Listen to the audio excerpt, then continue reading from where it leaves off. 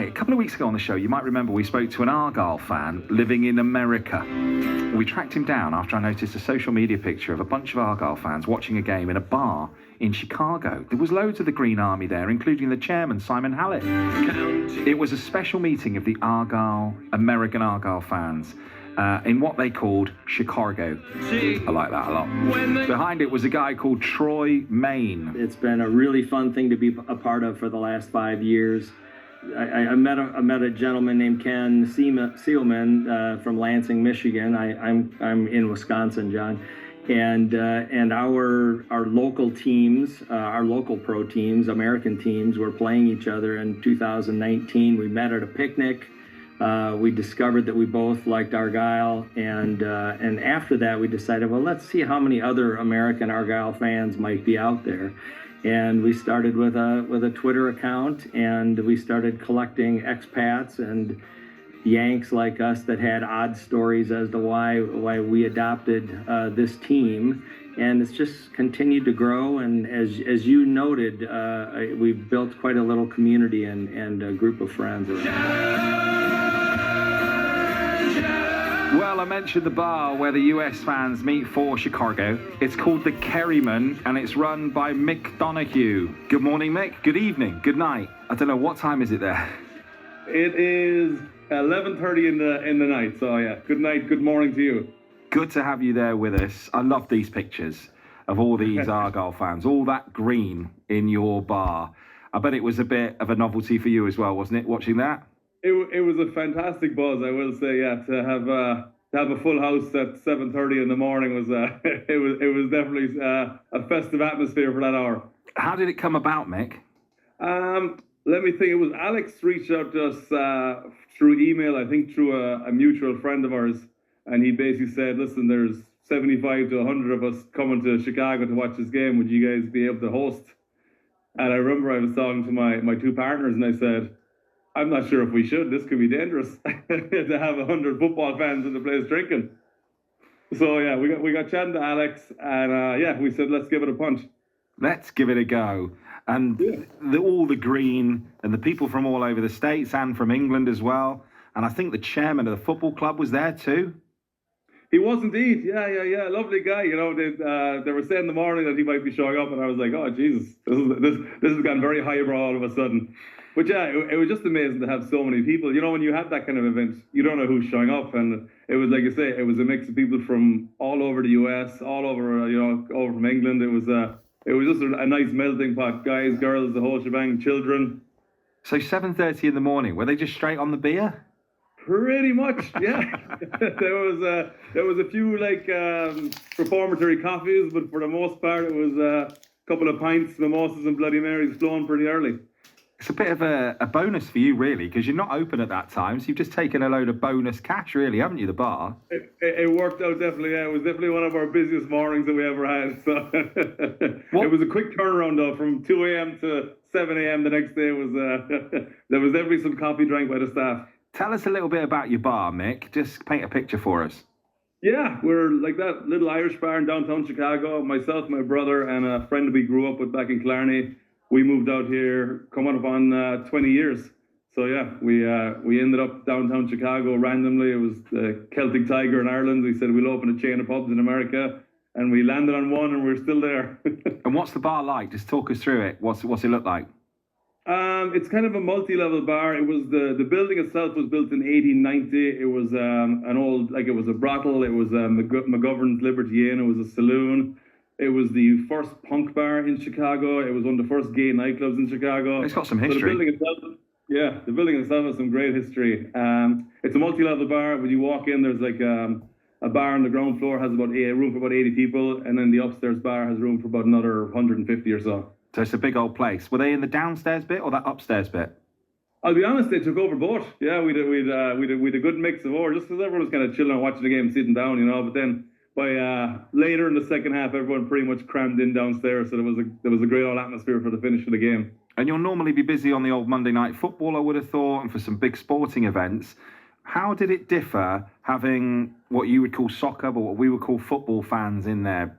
It was it was a very fun crowd because right after that game we had an American football game, Notre Dame, who were kind of there, and even all the staff were saying the difference in the customers was like the morning crowd, so much fun, everyone's up for a good time, they were interested in the game, and then like after the game it was just like the atmosphere was sapped out of the place, you know. I was like, yeah, it is hard to beat the atmosphere of the old football crowd. It was some game as well. Was it the 3-3?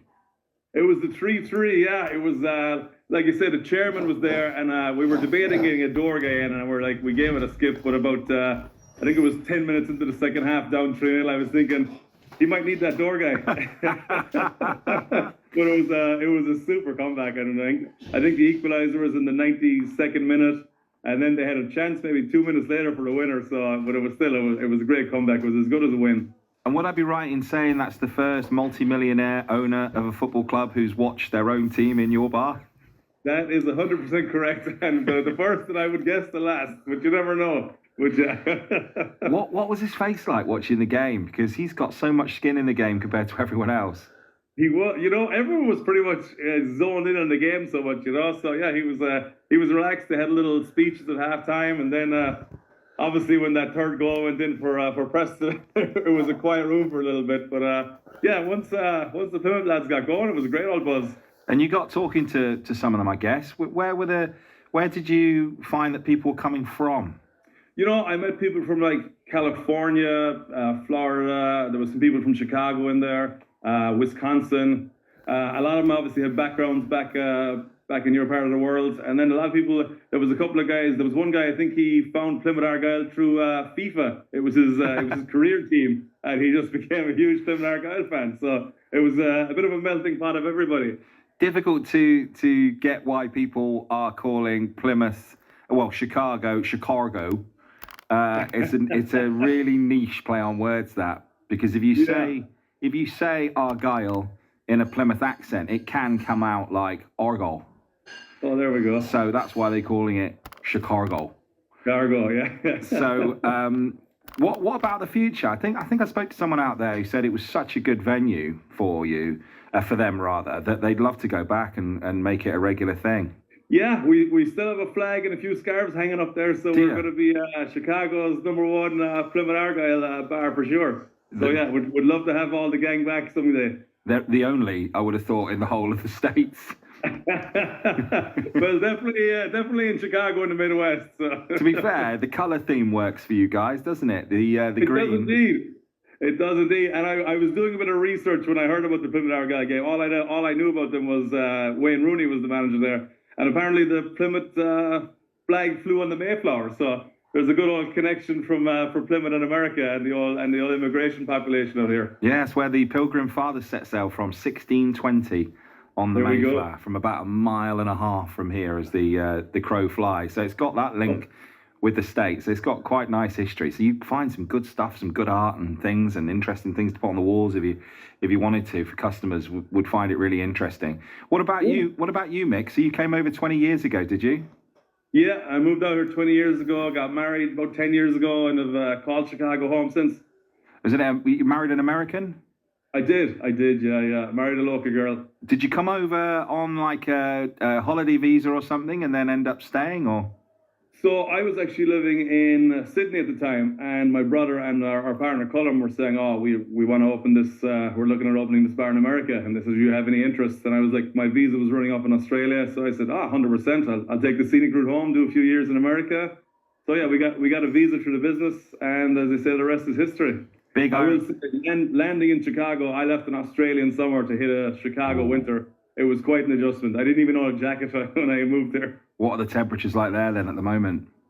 So currently we're pretty mild winter so far. It's it's like 15 degrees today, so super mild for this time of year. But I think tomorrow's our first snow, and then we'll see how the winter plays out. Yeah, it generally gets pretty cold. I think we've been down to like minus 35 on the extremes in like January or February. So yeah, we got some snow here today over the higher ground in Devon, which is fairly rare for us. It's all worked out all right out there for you? You've been pleased with the move?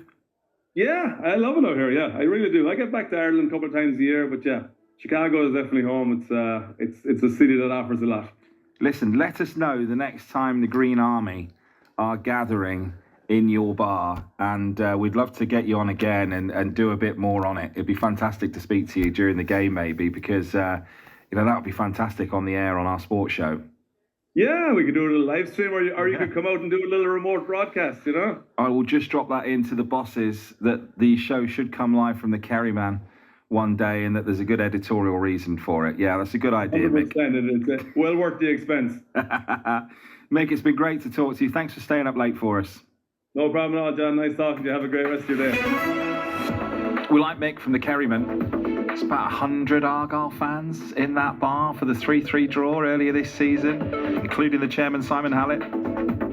It's great to know there's a little bit of Devon hung up in that bar in Chicago. I'd love to go there. Just dropping that one in. Bosses here at BBC Radio Devon. Great outside broadcast opportunity.